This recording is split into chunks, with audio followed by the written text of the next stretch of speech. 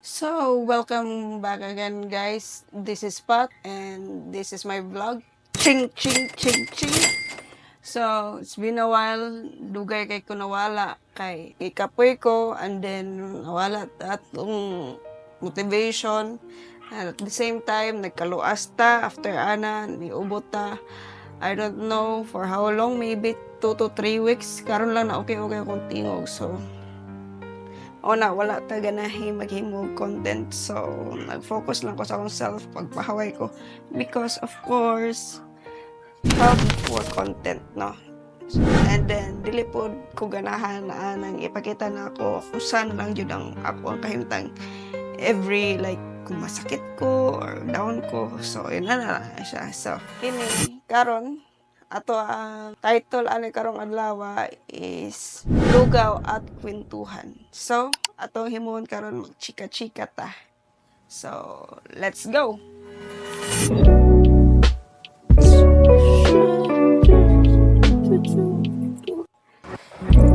Our favorite.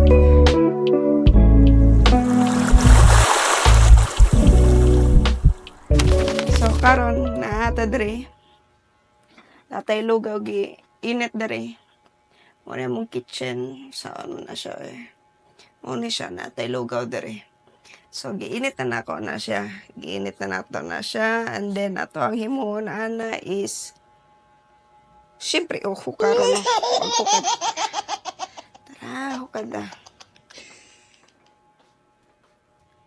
So tara, ato ning kuanan dere. Maghukad na ta.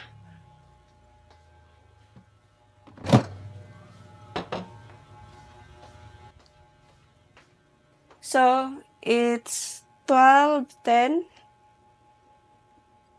12:10. 12:10 na. So, maglugaw-lugaw lang ta karon kay matulog man ta taod-taod. So, ato himuon kay naglungag ta para unya. Sabi na akong nahulog ang DJI. So, naglungag ta karon for dinner nato kay para sudaan na lang atong atong luto later.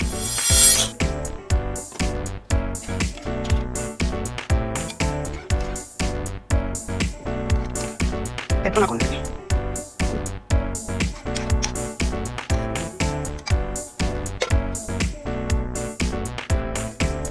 Kutsara.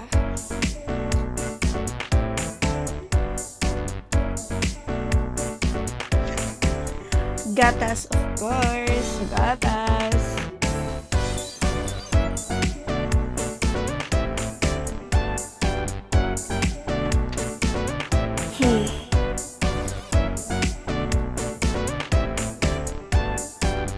Buha tao asukal.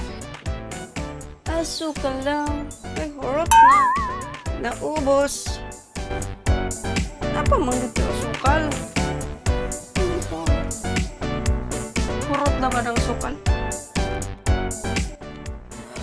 Hurot ng asukal, men. So, active tracking mode. Come on.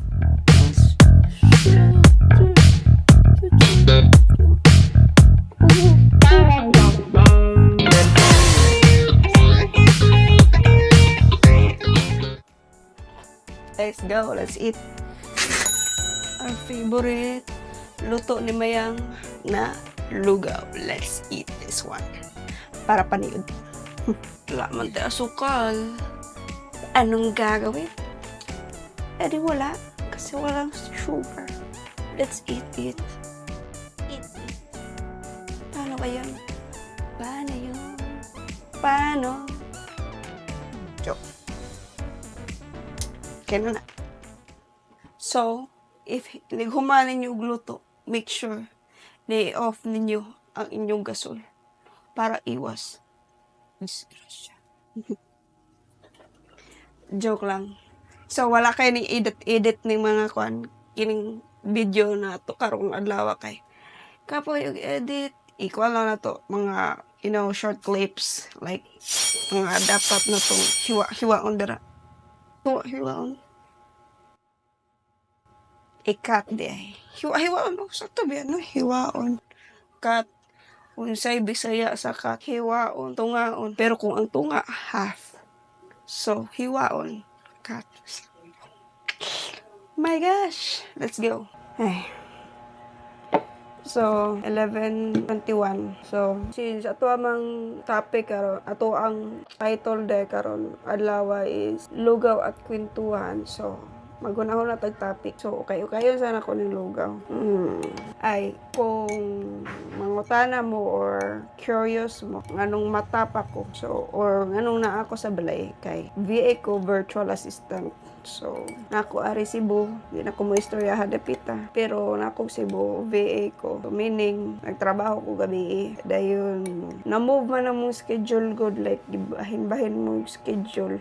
So, from 9:30 p.m. diri sa Pilipinas, hantod 5:30 a.m.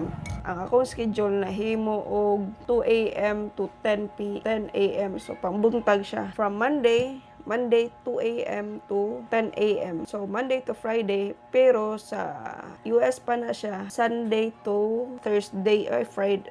Sunday to Thursday. 5 days ang ako ang duty. That's 40 hours a week. Dayon, matapa ko kay gusto man ako mag-jogging. Dayon, syempre, manggawas ta kay 10 a.m. no. So, maghinlo pa dere. Kung ganahan manghinlog balay. Kaya di po tayo tantong kugihan maghinlo og balay. Pero mga range. Dayon, bago lang ko na humanuglan tawa tong The Tale of Lady Oak. Kung kita mo na, comment down below. Kung kinsa na excite kaayo sa ending, grabe ka thriller, grabe ka catchy. And then, so mo to, ganahan lang ta ko mag-jogging. Nya, cellphone pa man ko pag humana ko paghinlo dere and there. Actually, nagkuha na ko na nilihig niya na vacuum. Tapos, nanarapo sa TV stand, sa TV. Sa paman, nanghugas ko no, hay gagidagmay, nanarapo sa lamesa. Nang limpyo dahil sa mga kabinet-kabinet. And then, sa paman. Enumeration mo kami karong adlaw. Good, maunang pasagdi na lang ko ninyo. So, mauto. Naglingkod-lingkod na lang ko niya. Nag-cellphone. Kaon sa data. Alam kay mo luto si maldita o ka ng lugaw Champurado. Basta lugaw daw. Kaya kato daw ng burag akas kaldo. Kuhan lang siya like wala siya ka ng sagol na tabliya. Dahil ang champurado mo daw na color. So, burara siya black and white ba na siya. Kasi kwanta sa ni Maldita. Kahit grabe kina sa critics ako mga video. Siya, magkatawa na siya niya. Pagkahamantorya na siya na. So, man ka oil ka nang. Dili man ka direct to the point na mo explain ka. Like, katong last na ko na video. Bahin sa katong sa kuhan free wheel gear nga filter o katong mga lenses. Balik-balik ka. And then, pag yun siya na burara ko nag-endorse or nag-kuhan ka ng endorser sa lens ba. Kaya grabe daw kayo kung mo explain daw. So mo to, gitapol ko. Kaya ganiha, nag-cellphone. And then, brag na motivate ko na mag-jogging unta. First jogging unta to na ko actually nagpalit kong sapatos. Kay kinilaging 2025 dapat magbago na, inaningon na, New Year's resolution. Dayon, wala pa nahitabo, pero ganahan ko mag-jogging. Dayon, maunin, na-change na to ang schedule. Apin ako maka-jogging na ko. Nya karon, bago lang na-change ang schedule na mo sa trabaho. Okay pa ko tong first day. Pagkasunod, burag karon, okay ba guro ko pagka Monday? Maybe, kay sakto pa akong tulog ba? Karon, gagahapon. Karon, dali na lang man ko katulgo noon. So, I'm trying ba na? At least lesser, like, at least makaget lang ko og 8 hours of sleep. So, that is, gusto ko muhigda alas 4 sa hapon. So, 5, 6, 7, 8, 9, 10, 11, 12. Kahit nagpa-alarm ko alas 12, o alas 12 media sa ako ang kuan sa akong cellphone, pa-alarm ko kay di ko ganahan atong schedule pod nako na 9:30 to 5:30 a.m. na umata ko og alas 9:20, mubangon ko alas 9:20 nya pagkahuman mo diretso na dahil sa computer and then kana magkaon ba sa tubangan sa trabahoan. Brag maot ki siya sa grasya na kanabang ambot lang kung kuan mo. Bra kag kuan sa katigulangan ba na if mukaon ka kay magabahan ka sa grasya bastos na sa grasya. So oto even though naganahan kay ko dili maginan naganahan ko na mumata ko alas 7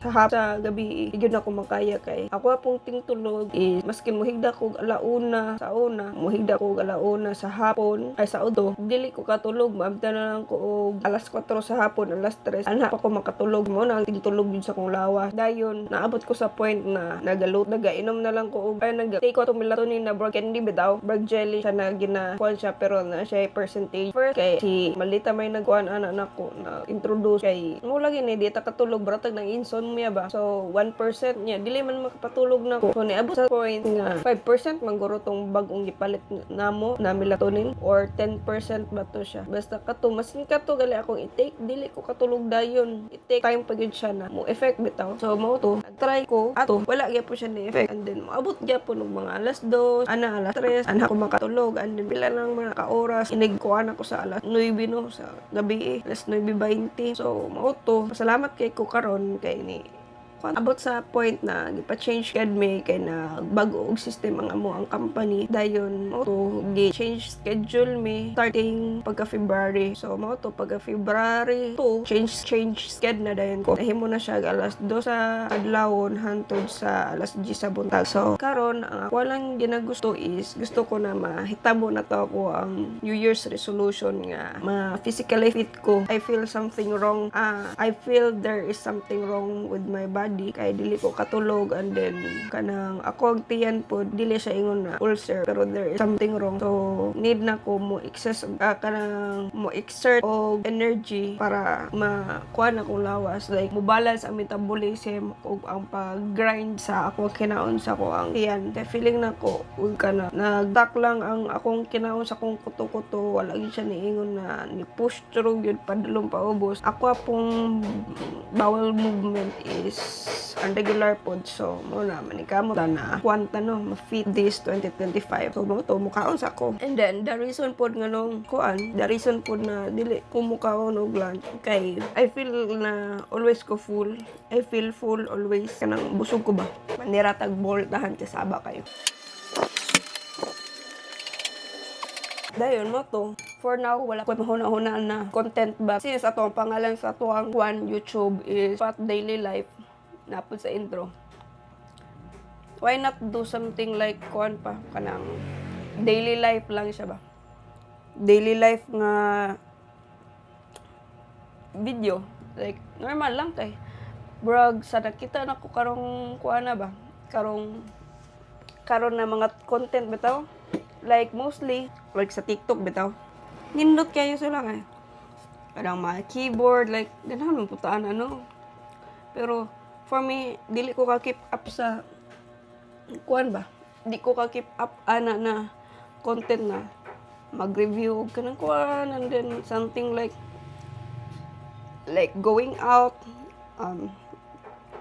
kay bag-uhay pa manggod ta so why not do something like light pero excessive ra gyapon siya no kay mag kuan man ka shoot and then edit wala biya tay kuan kanang cameraman wala pud tay kuan wala pud tay editor video editor so kita ra gyud and I enjoy that but ang usa sa makapa-stress ba kay I feel like it's a competition ba kung bag-uhay pa jud ka it feels like a competition like you see someone having more reaction, more comments, more like you know, interaction with your viewers and then kana more views ang ilang makuha and then na ba like dili lang man siya yung na kuan like brakag nasina pero it feels like a competition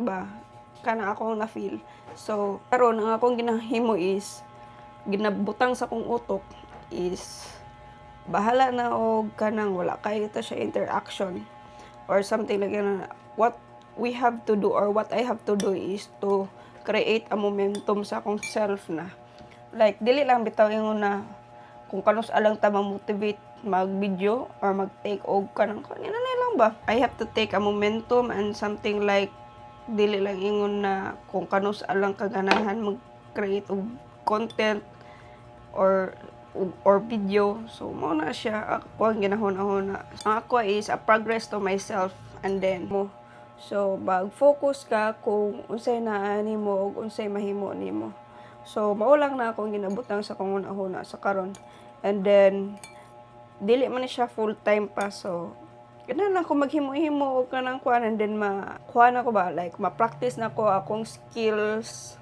sa pag video edit, sa pag color grading, o pag take og kanang content kay of course para ra mapunis ako it's a new skills na in the future if ma-practice na ko siya, mahasa na ko siya, whether mo progress ko as content creator, pero they can see in the future kung unsa ang ako ang mga binuhat and makita po nila sa ako ang binuhat gyud by this creating content and of course doing everything all at once like creating content, editing content, and then color grading a video or color grading a content. So mao na siya kanang shoot, color grade, and edit. Mao na siya ang ilang ang tulo kaki to have something na imong mahatag sa imong kaugalingon pag maging content creator ka na one man game ka ba, ikaw ratanan. So wala ta kabalo ay nagkaabot sa panahon kung dili gyud ta mo dili gyud ni para sa tuwaning pag content creation, maybe pagiging video editor, or maybe in the future if mahasa gyud ang pagiging colorist nimo, mo man ang tawag sa mga tig color grade sa mga video or kanang color grade o mga picture colorist. So basin di ay, no? Or maybe maging cameraman ka. Ay, mahal biya kayo mga cameraman karon. Ang mga take kuan, videographer, photographer, mahal biya. So takabalo. So dili po kaingon na this investment will go to in vain ba? Na wala siya pulos kay ako may nagamit, ako may naghasa sa akong kagalingon, ako ang naghimo, ako ang milihok, ug ako ang nagpresent. So win-win. So anytime if ganahan na jud ko na mo focus jud ani, like mo take serious, make this full time, then I can start something, di ba? I can start with something. Sakto. So mo to. Bag mao ra mangguro to. Nahurot na pud ang unod sa tawag ani pilit ba kay pilit pa nang gigamit ani. Nahurot na pud ni ako ang champurado. Maybe dire na lang nato ni undangon. So salamat kayo guys sa paminaw sa akong pagyaw-yaw diri. And comment down below daw kung unsa inyohang biggest investment na inyohang gi-invest sa inyohang self. And then, what is the reason nga nung gi-invest na ninyo sa inyong self? What is your purpose? I know tanan-tana tayo purpose, and I hope kamo pod mga viewers nga wala pa, I hope you will find your own purpose nga nung mag-invest ta sa atong kaugalingon. So maulang na guys. So sa mga bag-uhay pa-follow hit follow, subscribe sa YouTube, and then hit the notification bell kay para ma-notify mo nga napunta bagong video for the next month. Joke. I hope na ma-motivate pa tano na mo create og content, and then I hope na sa mga nagsakit dira maulian mo, and then I hope kamo guys you are doing well. And keep motivating yourself, and then keep finding the light. Dili na matulog while nagtrabaho. Kanang follow the light ko. Ahalid mo. Usa gid ninyo tumong sa kinabuhi. So, maulang na. Thank you. And see you on the next vlog. Peace out!